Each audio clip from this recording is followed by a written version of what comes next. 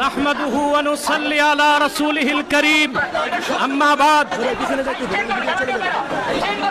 সম্মানিত সভাপতি, বাংলাদেশের শীর্ষ পর্যায়ের ওলামায়ে কেরাম, সংগ্রামী সাথী ও বন্ধুগণ, আজ আপনারা এখানে কেন উপস্থিত হয়েছেন ভালো করেই অবগত আছেন। গত ২৪-এর ৫ই আগস্ট পরবর্তী আমরা চেয়েছিলাম একটি সুন্দর বাংলাদেশ, যেখানে থাকবে না বেইনসাফ, হানাহানি, সন্ত্রাস, খুন খারাপি। হাজারো আলেম ওলামা, পীর মাশায়েখের রক্তের উপর ভেসে এসেছে অভ্যুত্থান পরবর্তী বাংলাদেশের এই অভ্যুত্থান। অথচ আজ এই স্বাধীন বাংলায় সবচেয়ে পরাধীন হচ্ছে ইসলামপন্থীরা। তাদেরকে জঙ্গি তকমা দিয়ে পরাজিত পতিত ফ্যাসিবাদী সরকারের ভাষা এখন শোনা যাচ্ছে বর্তমান সরকারের কিছু দায়িত্বশীলদের মধ্যে। যেভাবে ১৬ বছরের ফ্যাসিবাদ ভেসে গেছে, আরেকটা বিপ্লবের তরে মার্কিন দালাল যারা বাংলাদেশে মার্কিন এজেন্ডা বাস্তবায়ন করতে চাও তারাও ভেসে যাবে। প্রিয় ভাইরা, আপনারা দেখেছেন জাতিসংঘের বিতর্কিত মানবাধিকার কমিশন ঢাকায় কার্যক্রম শুরু করেছে। আমরা এটা চাই নাই। পৃথিবীর ১৬টি যুদ্ধ বিধ্বস্ত রাষ্ট্রে জাতিসংঘ মানবাধিকার কমিশন কাজ করে। আমার প্রশ্ন, বাংলাদেশ কি যুদ্ধ বিধ্বস্ত না স্বাধীন বাংলাদেশ? তাহলে এখানে জাতিসংঘের মানবাধিকার কমিশন কেন? তাহলে বোঝা যাচ্ছে মার্কিন দালালরা বাংলাদেশকে যুদ্ধের দিকে ঠেলে দিচ্ছে। এক সাগর রক্তের বিনিময়ে হলেও ৫৫,০০০ বর্গ মাইলের বাংলাদেশের কোন ১ ইঞ্চি জায়গায় মার্কিন আগ্রাসনকে প্রতিষ্ঠিত হতে দেওয়া হবে না, হবে না, হবে না। প্রয়োজনে সাইফুদ্দিন কুতুস, রুকনুদ্দিন বাইবার্স, শাহজালাল ইয়ামানির উত্তরসূরিরা আরেকবার দেশের স্বাধীনতা রক্ষায় সশস্ত্র বিপ্লবের ডাক দিতে বাধ্য হবে। আমি বলে থাকি, জাতিসংঘ, United nation is nothing but A Christian club. জাতিসংঘ মুসলমানের পক্ষে কখনো কাজ করে না। অমুসলিমদের অধিকার রক্ষাই তাদের কাজ। গাজাতে বছরের পর বছর নিরীহ মুসলমানকে হত্যা করা হচ্ছে, সেখানে মানবাধিকার কমিশন কেন না? কাশ্মীরে মুসলমানদের হত্যা করা হচ্ছে, সেখানে মানবাধিকার কমিশন কেন না? চায়নার উইগুরে মুসলমানদের হত্যা করা হচ্ছে, সেখানে মানবাধিকার কমিশন কেন না? আমরা জানি মানবাধিকার কমিশন কেন।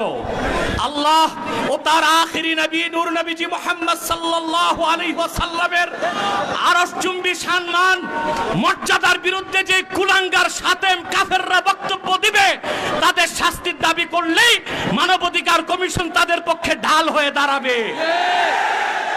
খেলাফত প্রতিষ্ঠার কথা যারা বলবে, জিহাদের কথা যারা বলবে, জঙ্গি তকমা দিয়ে তাদের কারাগারে বন্দী করতে চায়, আর সুযোগ দেওয়া হবে না। কোন একজন আলেমকে জঙ্গি তকমা দিয়ে জেলখানায় ঢুকালে জেলখানার ইটগুলোকে একটা একটা ছুটিয়ে দিবে বাংলা।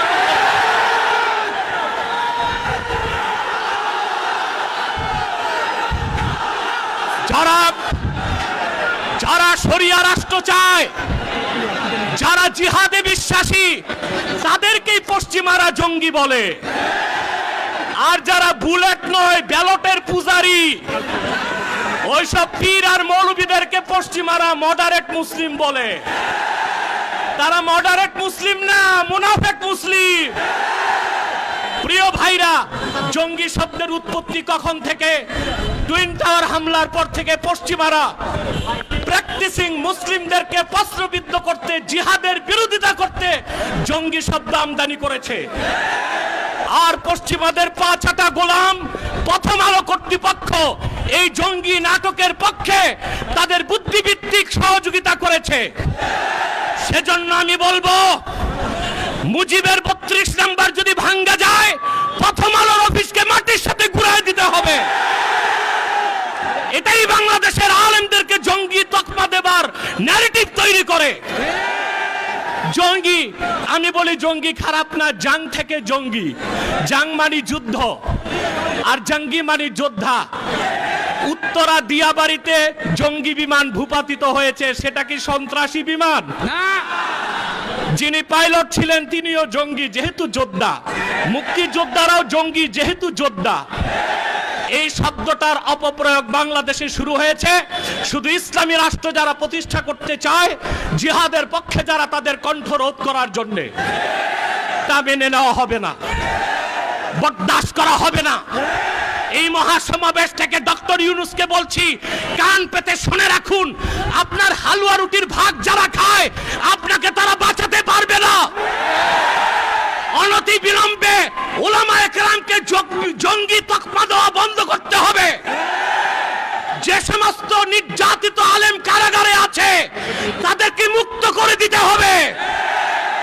আর জাতিসংঘের বিতর্কিত কমিশন কার্যক্রম বন্ধ করতে হবে, নতুবা আমরা মার্চ টু যমুনা দিতে বাধ্য হব। আর অন্যান্য নেতৃবৃন্দ আছেন, তাদের বক্তব্য আপনারা শুনবেন। আমি আপাতত বিদায় নিচ্ছি, আপনাদের সহযোগিতা চাই। পিছনে যারা আছেন এখনো সামনে জায়গা আছে, আপনারা যেতে পারেন। আর একটু ফাঁকা করে দাঁড়ান, নতুবা হিট স্ট্রোকের সম্ভাবনা আছে। একটু 2 হাত পিছনে চলে যান, মিডিয়াকে সামনে আসার সুযোগ করে দেন। ওয়াখির দাওয়ানা আলহামদুলিল্লাহি রাব্বিল আলামিন।